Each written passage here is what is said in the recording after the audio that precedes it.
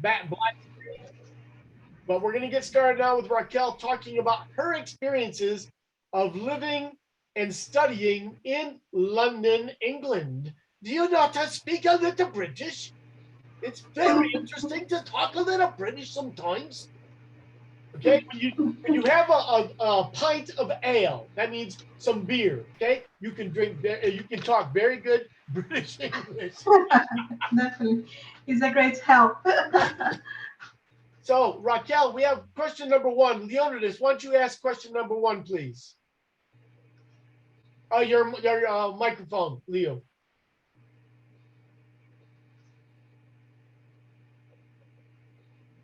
Okay, sorry. Why did you decide to go to London and live and study there? So when I was thinking about this question, I was back almost 20 years ago. I finished my first degree in public relations.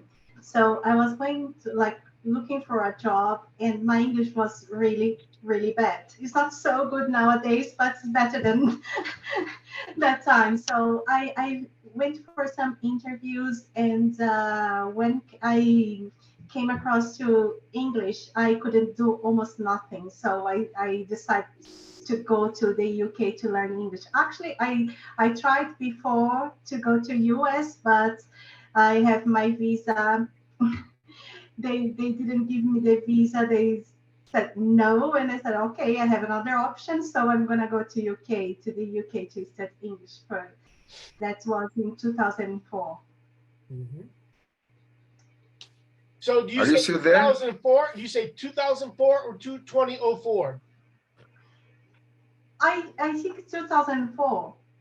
Yeah, in Yeah. America, we're starting to use the way to speak the year 2004 that coincides with 2004. 1901, 1908, and so I teach 2004 when we talk about the Oh, previous years.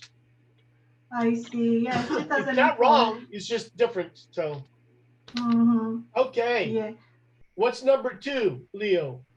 Uh, Or we Raquel, have a follow-up. are you still living in London? Are you in London now? No, I'm in Brazil right now. Yeah, I'm in Okay, Sao Paulo. Yeah. okay. So how long were you there? I went there in 2004 and stayed until 2013. And in the end of 2013, I was back to Brazil. It was like by the time that I met, I think for 2014, I met Bruce. And I was living here until 2020. So in the middle of the pandemic, I decided to go back to the UK again, and I'm back this year. Okay, and what did you do there? Uh, in the when I lived there in the first time when I was living there, I I was working in a travel agency. I worked in a travel agency for about almost 10 years. I was there for about almost 10 years, so I worked in the same place for almost 10 years. So I went there to study English, but after 2.5 years, they offered me the work permit visa. So then I got that. And after that, I got my indefinite leave to remain in the UK. So I was living there until I got my British citizenship. Was a blessing by that time to get that. Okay, so at first, was it hard to study and live there? Yes, I would say when I went there for the first time, it was really hard because it was like I couldn't speak English, or I studied a little bit here, but when I got there, I really couldn't understand because there was so many different accents and you would think that you speak in English, but you when you go to some places that they are natives and all those people speaking like differently, different phrasal verbs, different. Everything was different for me. So sometimes I could talk, but when I listened to them, I didn't understand anything. So it was really, really hard. Okay. Do you plan to go back? Yes, I have plans to go back. I'm not sure yet because I'm here just for a few months, and I'm applying for some PhD. What is a challenge for me to get? I do know that it's going to be really hard to be accepted in a university, and after that, I'm going to go after a scholarship also. So it is hard. I want to go back, but not in the same situation anymore. I want to go back for to continue my studies there, if it's possible. Okay, that's great. What is the one thing you remember when you were living there? Something that it was something or good or bad? I see. Yeah. When I arrived there, I would say that it was really hard because I don't know, maybe you have a dream to live abroad and to live in another country, and you think that everything is going to be wonderful. Everything's going to be like, oh, it's going to be like a wow experience. And there is those times, but it's not all the time. You have a lot of challenges also to tackle with. So for example, when I was in Brazil planning to go there, I knew that I was going to work in a very like hard jobs, like a cleaner or something like that. And then when I got there, I started to work for looking for a job as a cleaner. What I didn't know that the cleaning those places, it was like between 6 and 8 in the morning before people get in the office to work, and then late evening between 8 and 10 p.m. So it was really hard. That was really really cold, like sometimes -4, -5, and then you have to get up and go for work. And I thought, oh my goodness, I knew that I was going to do this kind of job, but no one told me about the time that I was going to do that. So it was really really hard. And then after 1 or 2 months, I was blessed to get another job as in a travel agency. So that was the time that I felt like, oh, finally I have like a kind of normal job that I can work in like 8 to 5, and then I was glad by that time. And it was it was good but also challenging. If you are not prepared for the challenges, you are going to be like I don't know, but you can maybe feel like a loser there. Oh, what I'm doing here? I left my life. I had a comfort life in Brazil, and now I'm living in such a situation. But once you are more prepared and you are listening to these experiences, you can be more like conscious about what you're going to find out there. Okay. What other jobs did you do besides cleaning? So then after the cleaning, I worked for cleaning offices for about 2 or 3 months. And then after that time, I worked as in a travel agency. And by that time, now is not possible anymore. But when I went there for the first time, I was allowed to work like 20 hours per week. So I was doing my part-time job. So it was good, but nowadays I'm not sure. I think it's not possible anymore to work. Like if you go there to study, you have only to study, nothing else. So, and then I worked there for 10 years until I got back in the first place. And then the second time, because when I decided to change my career here in Brazil, I was working in travel agents and football events. So I started to study psychology here. So when I went back to the UK in the second time, I was working in a charity with disabled children. After that, I worked in a hospital with mental health. So that was my second experience. It was completely different than the first one. Okay. Did you have any support while you were there? For example, did you have a family member or a friend? I would say that I had some support from my family, like encouraging me to go. My friends also, but not financially. Um, when I went there, my first time there was a little bit funny the way that I decided to go because I didn't have enough money to pay for a school in Brazil. When I was looking for schools here, I couldn't pay to afford it. It was really, really expensive for me. So I thought that I had to pay for my accommodation, school, and food, a lot of things. So I couldn't do that. So by that time there was some chat. I don't know if there is still in Wall. It was called Brazilians Living Abroad. So I went there and I was talking to someone. I said, "Is there someone in London? I'm looking for a school there." There was a Brazilian there, and he said, "Yeah, I'm just in the break. I'm studying English here." And then I asked him to check the prices, like 1 year, 1 year in that school, and he told me that, and I said, "Oh, I can pay for that. It's affordable. I can sell my car and pay for that." And then I did something like a little bit mad. I sold my car and I sent him in his bank account all the money to pay for my school there.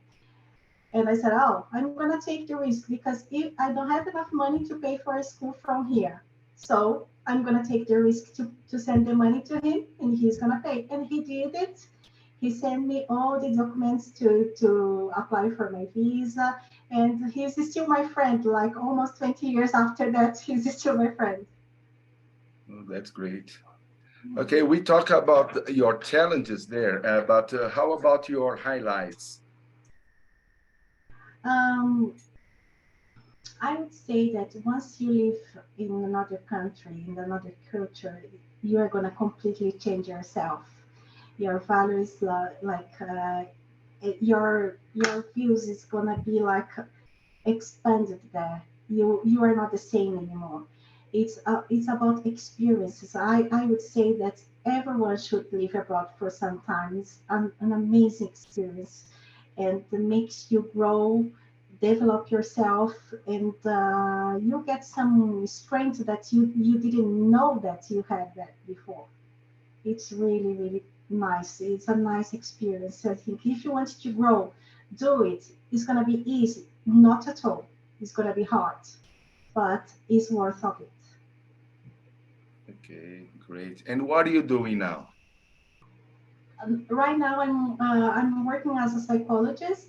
So I have my patients in the UK, US, Portugal, Brazil, and I'm also working in a project called Eagle Project in Fundação Casa with the teenagers that are there at the moment with psychodrama and also some admin with them. You live in São Paulo? Yes, nearby, Barueri. Okay. Was it hard to study English? When you first came to, when you first went to the UK, you went to study English, right? Yeah. Was it hard? For example, I see that your English is varies from American and British, but was it hard to understand British English? For me was I don't know if because I was there, but for me it was a little bit easier to understand like a British accent. I find out easier than American. Uh, I would say that is it was hard because I didn't know much. I think if I had studied a little bit more in Brazil, my life would be easier there. So I think it is really good to develop your English abroad, not to learn the basic things. Like if you do like the basic stuffs, go to up to the intermediate is gonna make your life easier when living abroad. Yes, that's what I say to my students, because some of them they say, I want to live in another country. So I say, so first you have to know the basics. If you don't know the basics, okay, it's like you going to Japan if you know nothing about Japan. So you're going to it's going to take a lot of time for you to start understanding, and communicating. Yeah, that's Yeah, so what he said definitely. is essential. Yeah. I agree with you. I definitely agree with you. When some friends talk to me that they are thinking about to live abroad, I usually say to them, try to learn as much as you can. Yeah. Because if you do that, your life's going to be easier there. If you Yeah. get there to learn there, it's going to be harder. So if you want to make your life easier, to looking for a job, to make a conversation, because sometimes people want to talk to you, but you don't have the basic to make a sentence. So it's going to be really hard to communicate with people, and people, some of them they are patient, but a lot of them they are not patient with someone that couldn't make a sentence. So it is Yeah. like, how can you communicate with someone like that? They are interesting to learn about you, but if you can talk, it's gonna be almost impossible. Yes, Americans and British people, they are not patient. If you ask them to repeat, they are going to repeat the same way. Yeah, Yeah. not like in Brazil that we are very extremely patient with foreigners. We love foreigners. Okay, but they don't have that patience. Okay, Yeah. and so you were, while you were in Europe, did you have the chance to visit other countries? Yes, I did a lot of travels all around there. In when you are living in the UK or any other city in Europe, it's so easy to travel because I don't know what's happening in Brazil that is so expensive to get a ticket from Rio to São Paulo is very expensive. And my last trip when I was there, it was to Greece. I went to Santorini and I stayed there for 1 week, and everyone was saying, "Oh, you are so posh, spending like 1 week in Greece." But when I, I was checking how much I spent in there for hotel, flight, food, everything was about 2,000 reais. 2K, so it was really cheap. So it is, I think if you decide to go to Rio, it's going to be much more than that to stay in Rio for 1 week. Even living in Sao Paulo is like 1 hour flight to from Sao Paulo to Rio. It's going to be, so I think when you are living in Europe, you have such nice opportunities to travel around. It's amazing. So everyone used to travel a lot over there because of the facilities that they have. By the way, Raquel, my family is from Greece, and I'm Oh, getting my Greek citizenship these days. oh, so it's a nice place to live, I Yeah, think. Yeah. yes. Did you like it? Greece? So do they speak? I was told they speak a lot. They speak French. Oh, They like to speak French and English. I didn't see anyone speaking French there, to be honest, but they Yeah. do speak in English. Yeah, yeah. Everywhere, people were talking in English. Restaurants, boats, cruises, everything that you do, people speak a very good English over there. Yeah, my student said that a lot of people could speak French. So I didn't know that, but I know that they speak English there because there That are is, there are a lot of tourists. So yeah, so English is the most important language. Okay. I So see. Bruce, do you have any questions? So Yes, I put them in the chat for you. Did you see them or no? I know. In the Zoom chat. Yes, I've seen that. Yeah. You guys will be So, some questions. what did you do in your free time in UK? Oh, I love to go to the park. The parks there are really, really Did you say amazing. the pub? Park. Park. No, park sometimes. Yeah, but I prefer the parks. Yeah, there is like Regent's Park, St. James Park, with like some places that you can spend the whole day. It's such beautiful places with nice people around. So I really miss that. Was it easy to make friends? I I don't know, because people used to say that rich people are not friendly. They are quite reserved. And I think in the very beginning they are, but I don't know if I was lucky enough to find the best ones because honestly, I had some experience there.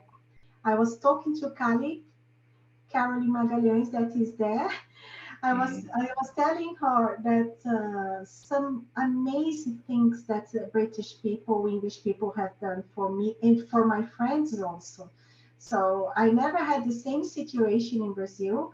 For example, I was telling her um, I had a couple with a little girl that went to visit me, and I had a friend. She was really English with those like traditional English houses with nice sofas, nice frames. Everything was very British in her place. And I asked her, I said, can I bring my friends to learn about how it is a proper English house? And she said, oh, yes, of course you can bring them here.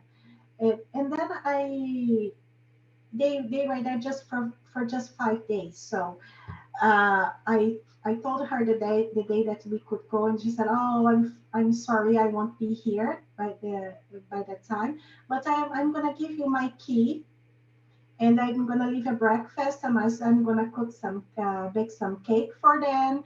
I'm gonna leave the table ready for them." And we went there. We had like a very nice breakfast, English breakfast. Everything was done for us, and she wasn't there. She couldn't be with us, but she provided everything in such a beautiful way. And for me, something that is amazing, honestly, is amazing. I didn't expect that an English woman would do that. Okay. Did you see any concert there in London or Europe? Um, I think I just went to a Brazilian concert when I was there. Oh, yeah. Yeah, yeah. When there was some Brazilians around, I usually go to see them, like Milton Nascimento. Milton Nascimento. I do remember seeing some concerts One like of that. the most beautiful voice. Definitely is, Yeah. yeah. And how about Because this? I was there. It was too expensive to go to the concerts. To get a good place, it was really really expensive. And when I compared how much I was going to spend to go to a concert, when I was going to spend to go to Greece, I would say, oh no, I'm going to Greece. I'm not pay for that money to go to a concert. I prefer to travel around. Did you try Uzu? Did you try to drink Uzu in Greece? Yeah, of course I did. The guy said to me, "Are you sure?" I said, "Yes, I'm sure. I It's want to it's try it." it's a it's a very delicious drink, but you get high, very Yes, easily. Uzo has opium. Opium, I really? didn't know that, really. Yes. Well, I don't know if all the Uzo has opium, but some Uzo has opium. I remember because I was in a Greek restaurant in Germany, and that's what the people were telling me. It's like, okay, I don't know if I want that. Do you Wow. remember? Do you remember any of the dishes in Greece? Ah, I do remember the taste, but I can't remember the name. It was Pasticcio. nice. No, it wasn't pastilha. Pasticcio. Pasticcio My is one of my favorite. I usually make it at home. moussaka. I think it was Moussaka. moussaka. Moussaka. Moussaka. Oh, Moussaka. moussaka was the best one. Some layers of potatoes, eggplant, ground Exactly. beef. Yeah, that White was my favorite sauce. one. Yes, yes. I made it 2 weeks ago. Yes, Oh, yes. So I have a question for you. Tell me, what is an English breakfast, please? I know you have English tea. Okay, that's part of all the English Yeah. breakfast is tea. But what does an English breakfast consist of? is like sausage, fried egg, or scrambled egg. You can choose, and beans with a tomato sauce, Mm, um, mushrooms, wow. uh, bacon, and a piece of toast Mm. with butter. Yeah. So if you have a English breakfast in the morning, you can skip your lunch and go go straight away to the dinner because it's really, really something that is gonna sustain you during the day. I think it's made for that. It's like to have a very nice breakfast. You skip the lunch and then you can have your dinner, a proper dinner. I think there's some idea in the United States, right? So they have some heavy breakfast, but they skip or they have just a snack, right? When they're if you are living in work in a big city, yeah, that's why they in Brazil they say lunch because because they made a confusion of lunch and lunch, because lunch is a meal, A proper main meal. meal. Yeah, but Yeah. okay, so they just have a hot dog and a sandwich. Okay, and they have Yeah. and how about dinner? So they eat much more at dinner. Yeah. I think nowadays they are not having like a lot of food or a big meal right now. I think it's more like vegetables and a piece of meat, chicken or fish, something light. They are, I don't know, because I know a lot of English people, but they are a little bit older than I am. So they don't usually eat a lot during the evening because they don't feel good. So I think I don't know if it's like usual for the other ones to have like a big meal. I like fish and Yeah, chips. yeah. Do you? Yes, very good. Me too. Yeah, that's nice. Yeah. Marcelo, you had a question? Your microphone. Your mic is. Yeah, can you hear me now, right? Yes. Uh-huh. Okay, so thank you. Hello, Raquel. How are you? I'm fine. How about you? Doing well, thank you. Yeah, well, I have a question regarding the challenge to change for example, the Brazil atmosphere and the England or London atmosphere, especially when you change, for example, the depends of the period of the time, you like summer, because here, oh, sorry, in Brazil it's summer, in London it's winter, right? So it's the opposite because the hemisphere, so north and south. And yeah, this I think it was the first shock for you, like me, because I'm Brazilian, but I live in US right now in Minnesota, and in the winter, I don't know about you, I don't know if you can tell us your experience during the winter in London, because I had a bad experience here in Minnesota, my first winter, right? Like, I told you I don't not know. to live there. I told you stay in Brazil, man. Yeah, but I don't know about you, Raquel. What your experience during your first winter in London, right? So I don't know how much time, 3 or 4 months.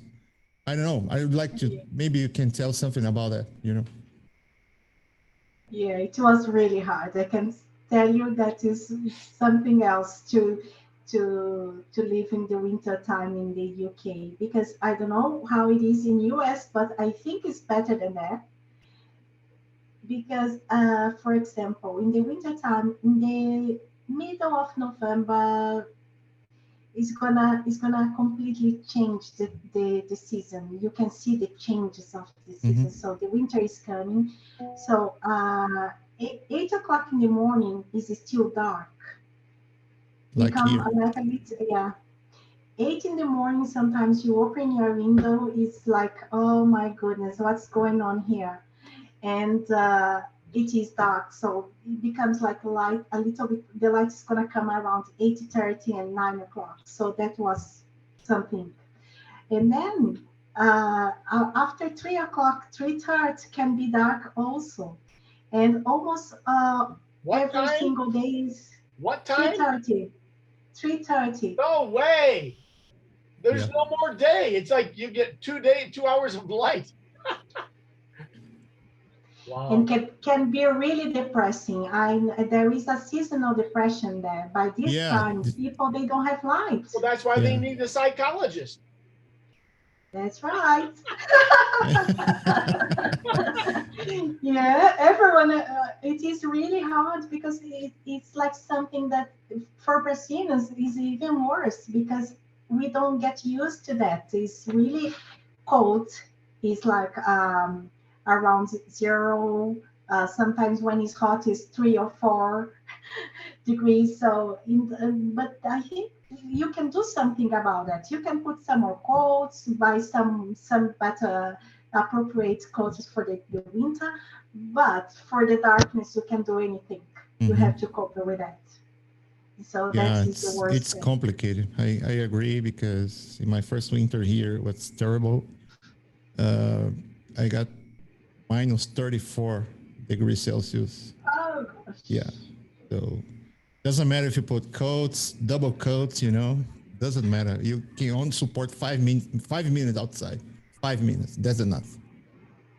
But Okay, have a thank you very car. much, You Raquel. have a car. Thank you. Anybody else with some questions about living and studying in London? Raquel, can you describe the process you went through to find employment in the UK? So how did you get the jobs there? When I went there in the first time, so I was looking for to make some contacts, like a network, to talking to people. I went to the church. I was talking to people that just arrived. I was looking for a job. I had to find a job to keep me there. So that was the way.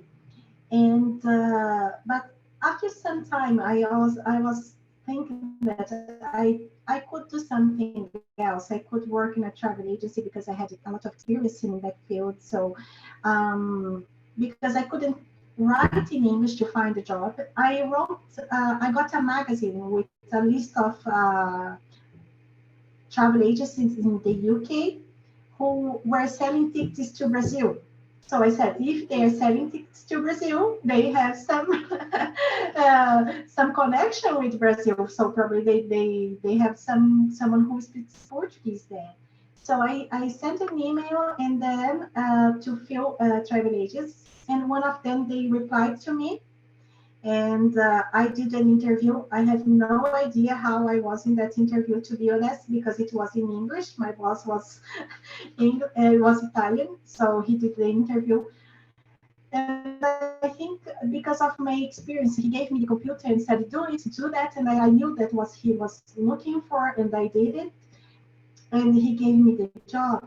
So from this job in the travel agency, that it was a really blessing from God, because from that job I got my British passport. Without that work permit in all those situations, I had no any other chance to have a British passport. So it was really amazing. And sometimes You have it's a just British taking the passport? risk. Yes, I do. Woo! That's like gold. Yeah. Yes, Good job. I yeah, that was some people, they used to say to me, no, you got married there, that's why you have your British passport. But it was not the case. It was about from my job. It was a process, a long process that I have been through until I get it. It was really good. So sometimes you never know what's going to happen when you risk yourself to do something different. So it's exactly what I did. I said, okay, I can do it. Let's try it. Why not? Very good. So go ahead, Lee. Were you involved in any specific culture, traditions, customs in the UK? For example, in the US, we have a Halloween, for example. So were you involved in any of these traditions? I wasn't in that kind of tradition, but I would say that I was very keen of the Queen. So I used to go for every single part that was related to the royalties. I really enjoyed that. Being rich people love that. So I used to go to Buckingham Palace. I was there when she had the Jubilee party. I was there, and I went to her funeral. So I was taking part in those kinds of things that rich love to do. So for example, in her funeral, is how do they say there is a special say for that? Lying on stage, something like that. It's hard. Yeah. So I was there for about 11 hours in the queue. Wow. Yeah, but to be honest, I knew that a lot of people would be there, and it was so nice because people were nice there. Everyone was friendly. People were bringing tea, coffee, cakes, everything. Like you feel like it was 11 hours of party because everyone knew that's gonna take a lot of hours in the queue, and we were there without anything else to do, just to enjoy that moment and to be present, to say, to to be together in that time because we do believe that she was the last queen, that like a real queen that in our times. So that was the main thing that I used to do, like British people. Well, that's Do you pretty think cool. do you think the people there were prepared for her death?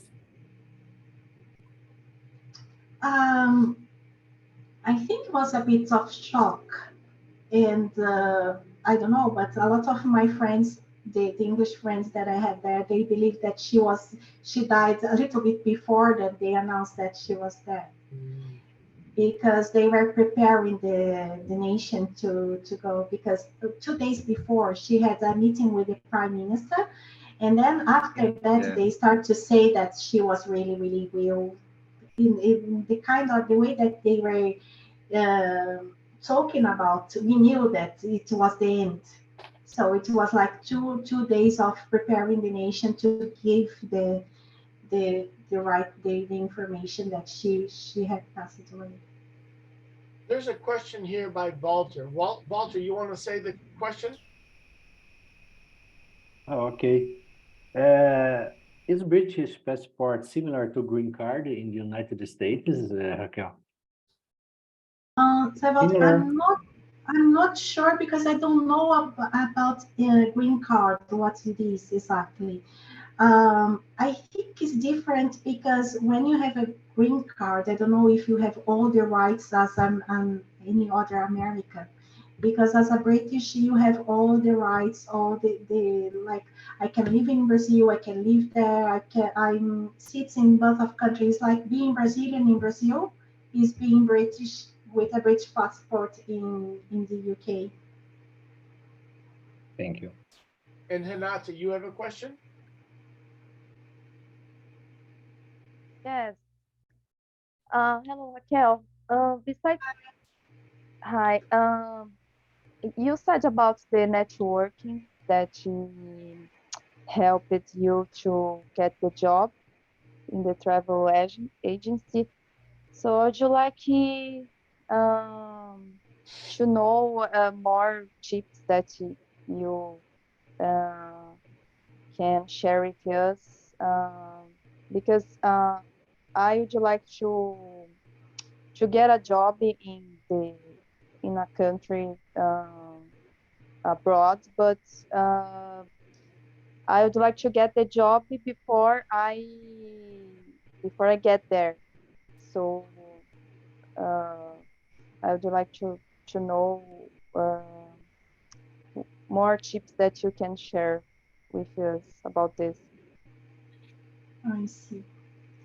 Yes, I would say to you that nowadays you can go to some communities in Facebook that can they have communities like a psychologists in London or some other different communities that you can talk to people, you can make questions there, and they will give you there is so many like all kinds of people. So people that's gonna come and discourage you, and some other people that are going to be able to help you. So you have to be prepared for that.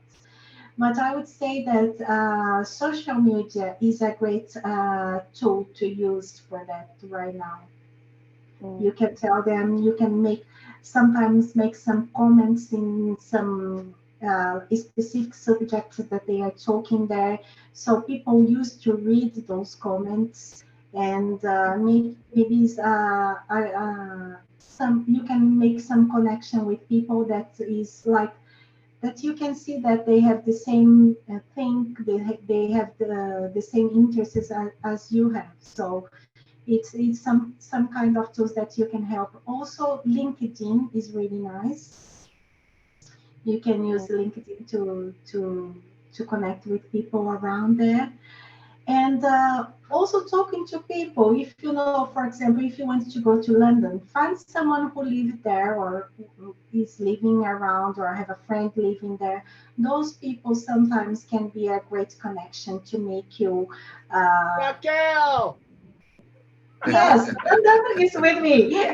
If you want to go to London, you have myself to ask any questions, and I'm glad to help you.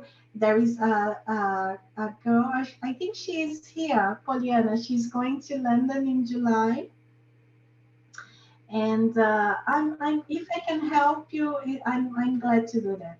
And most of people who are living there, sometimes they can discourage you, but then go to the next one and see what different point of views do they have, and you can compare and make your point if you decide to go to some places like.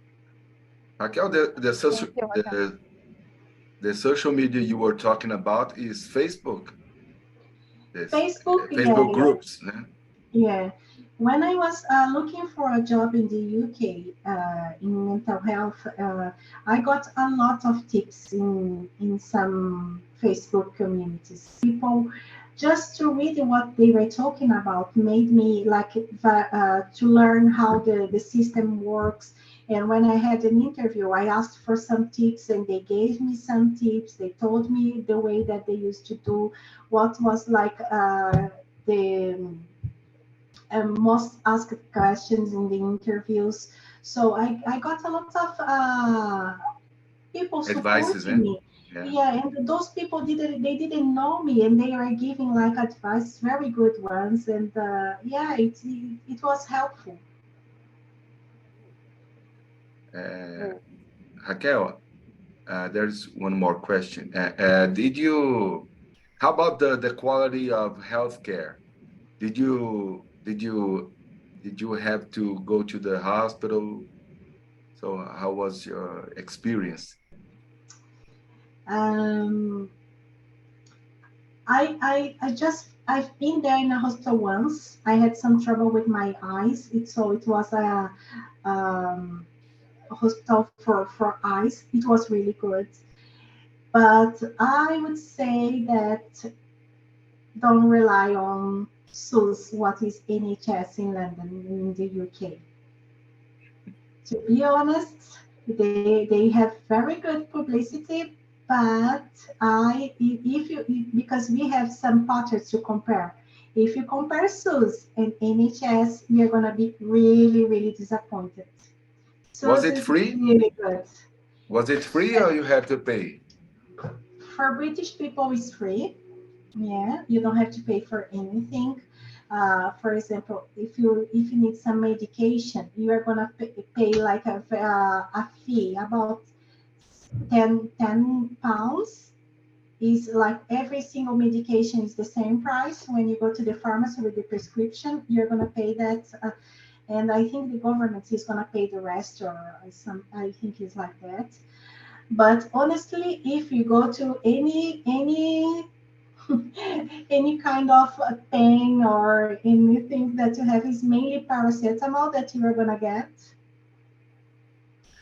So yeah, honestly, I have not good experiences with. So would you say that the service in Brazil is better than the service in the UK when it comes to the government provided service? Yay, Brazil! Yeah, as far actually, I would say in the hospital that I worked, is not because of it. For mental health, they have more services than it is available in Brazil. They have some more services like people with mental health. They have a doctor, a psychiatrist, and they have like a nurse, psychologist, social work, a lot of people involved in his treatment. But I would say that is the same in Brazil because sometimes they get upset with so many people going after them, to looking for them, looking after them. So it is something else. But if you have like any other trouble, like I had blood pressure issue when I was there. It was like I had I got in trouble because they didn't want to give me the medication. When I realized that I had to have the medication, I went to the GP. We call like posto de saúde. We call GP, and I had to go to the emergency before. Had a lot of trouble to get that tablet. So, and I was like almost 1 year without a medication. And it's really, really trouble. And then when they gave me the medication, then they asked me for a blood test, a lot of things, because they knew that I could have some more trouble because of that. So it was really, it is something that is quite often to happen to people. They don't treat the thing that is easy in the beginning. They leave that for some until some point that gets really, really hard to deal with. Okay. Okay, could you give us some more pieces of advices? Okay, you gave us a precious one, which is study English before you go there. Eh? Do you have any other pieces of advices? I don't know. For example, Renata, she wants to go to work there, and so I think that to do a network and to looking for people who live there or is living there, it's a great connection. And there is quite a lot of nice people that they are able to provide you good advices also. And but I would say the first way is to learn the language as much as you can. It is like your preparation is mainly learn the language. Okay. So guys, it's almost time. It's almost 10 o'clock, and Raquel's been talking for a long time. So I just wanted to say thank you so much, Raquel, for doing this to help us, and for everybody who's here for participating and asking questions. I think it's great to have these opportunities to communicate and to discuss some issues that are important for many people. You know, if you want to move out of Brazil, which a lot of people do, and I understand that, like Raquel was saying, it's nice to go and broaden your horizons, to go to another place, to see and experience life from a different angle. You know, learning English has been a key element of Raquel, and it will be a key element of you guys going with, like you, Marcelo. Of course, Marcelo had to learn the Spanish because he went to Mexico first. Yeah. But that's the thing. The languages where we're going to go are very important, and English is a neutral language for most every place, even Russia. You know, if you don't understand English, you can communicate with somebody there. It's hard to find people that speak Portuguese, but actually not, because there are so many Brazilians that live everywhere in the world. Oh, I was going to ask one last question to you, Raquel. Do you have any Brazilian festivals there that you participate in or that you at least know about? Yes, I don't know if there is still, but there was a Brazilian day there. There was a lot of Brazilian singers and performing there, so it was really nice. It was like a Brazilian, it was really a Brazilian day. It was like a big Brazilian party with all kinds of food, Brazilian food, and people. Yeah, I felt like I was the Brazil was there by the day. You know, that's so important to embrace the people that you come in contact with and that you network, like you said, with Facebook or whatever, to have an opportunity to reach these people, because eventually you're going to get homesick for sure. And you really want to have a little taste of your home country. So, Marcella, have you found that yet in your area? Of course, you're married, you have your wife, but still, have you found a place up there in Minnesota that is some Brazilian activity? Yeah, yesterday, for example, I was in a samba festival here. Yeah, there's a lot of Brazilian people living here, so that's cool. It's very easy to find Brazilian everywhere. Yeah. Yep.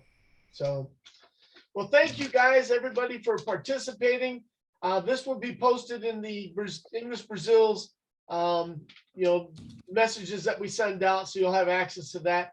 And if you don't have any way right now to contact us, please feel free to contact us. You can send a message to admin@English Brazil. Let me write it here for you. Brazil.co. Remember, it's .co, not .com. .com is available for sale. I think it's about $5,000 if you want that website. But admin@EnglishBrazil.co. You can send a message to us and we'll respond to you.